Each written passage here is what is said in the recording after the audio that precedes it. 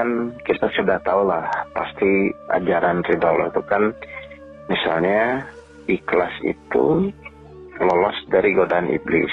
Jadi semua iblis itu tidak bisa menggoda orang-orang yang ikhlas.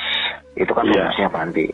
Iya. Nah, sekarang pertanyaan saya, berarti kan kalau seperti itu di luar kegiatan, kalau di luar kegiatan yang tidak ikhlas atau bukan karena Allah, berarti kan pasti berpotensi akan digoda oleh iblis kan Pak?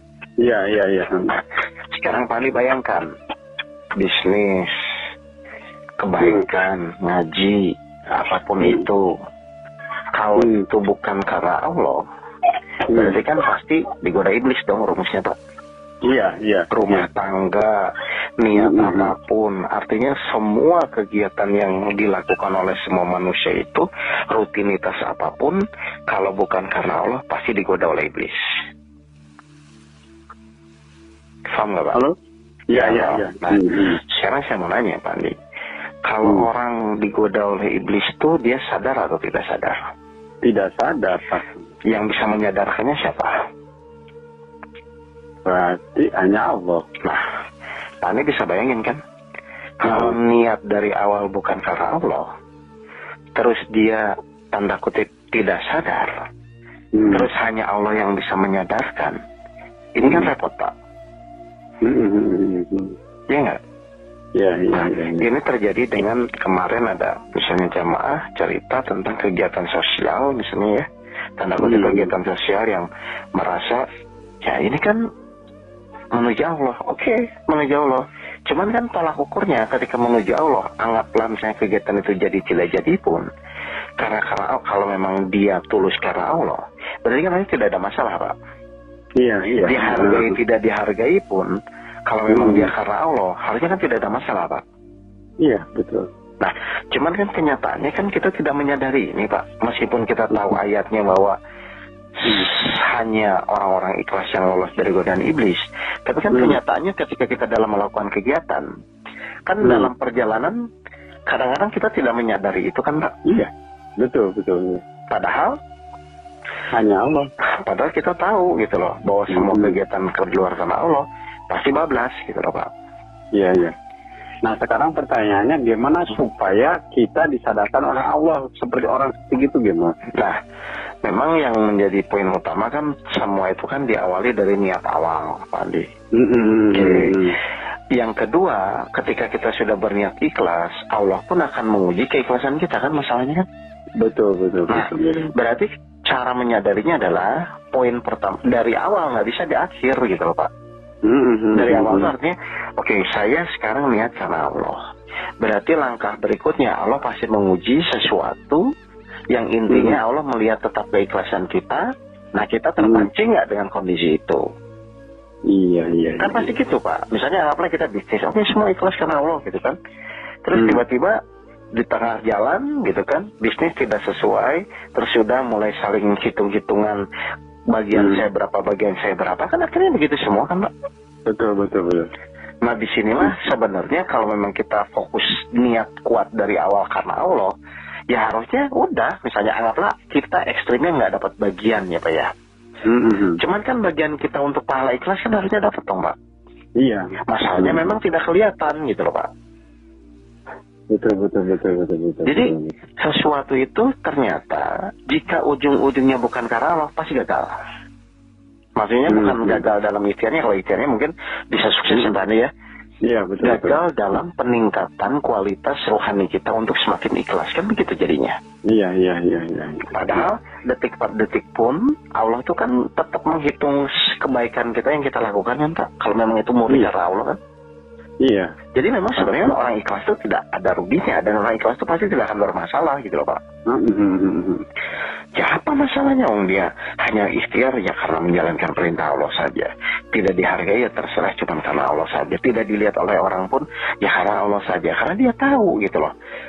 Dia tahu itu pokoknya paling utama penilaian Allah, bukan penilaian apa yang dia lakukan gitu loh Pak.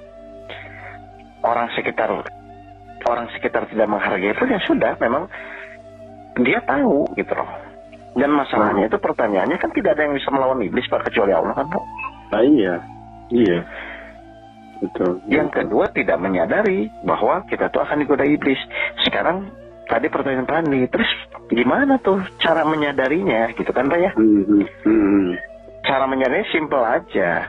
Semakin kita tanda kutip hati kita menjadi gelisah atau malah menjadi tidak pas dengan yang kita jalani, itu kan sudah sebenarnya Allah ngasih tanda-tanda bahwa kamu tuh sudah melenceng dari niat awal gitu Pak Andi. Iya. Ya kan kayak pusing, bingung kan itu karena tidak ikhlas saja kan Pak? Iya. Ya kan merasa tidak dihargai, sulit menerima. Kan itu semua karena memang tidak ikhlas saja di awalnya. Betul. Nah tinggal ada orang yang sensitif memahami ini, merenung, ada yang terus bablas dengan egonya masing-masing kan begitu kan Pak? Iya. Nah sekarang tinggal sejauh mana kita menyadari itu. Jadi kalau misalnya memang langkah-langkahnya, kalau yang pertama menurut saya langkahnya ya pertama meluruskan niat. Terus yang kedua kita harus sadar bahwa nanti ketika kita niat ikhlas Allah akan menguji sesuatu yang bertolak belakang supaya kita bisa meningkatkan keikhlasan kita kan begitu Pak? Iya. Iya kan?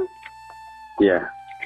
Kayak misalnya anggaplah misalnya Pak Andi lah punya karyawan. Oke ya Allah saya hanya menjalankan perintahmu kan gitu kan?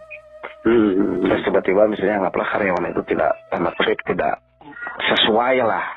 Itu berarti kan memang sinyal ujian dari yang Allah berikan gitu loh Pak. Betul.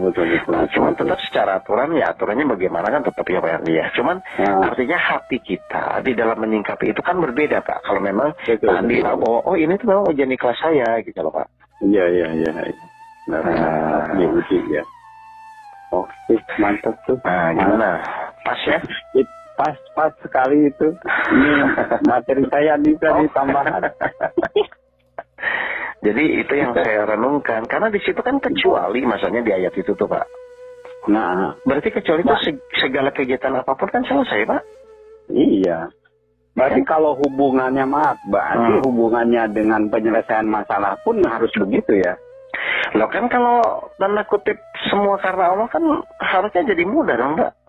Iya. Artinya misalnya anggaplah masalah itu tidak sesuai dengan kita inginkan pun kan kita sudah tahu bahwa ya itu yang terbaik dan Allah pasti mencatat sebagai suatu pahala kebaikan buat saya kan. Kan goalnya itu sebenarnya kan pahala bukan hasil yang didapat Pak, meskipun kita tetap ya secara ikhtiar sebetulnya gitu loh. Iya.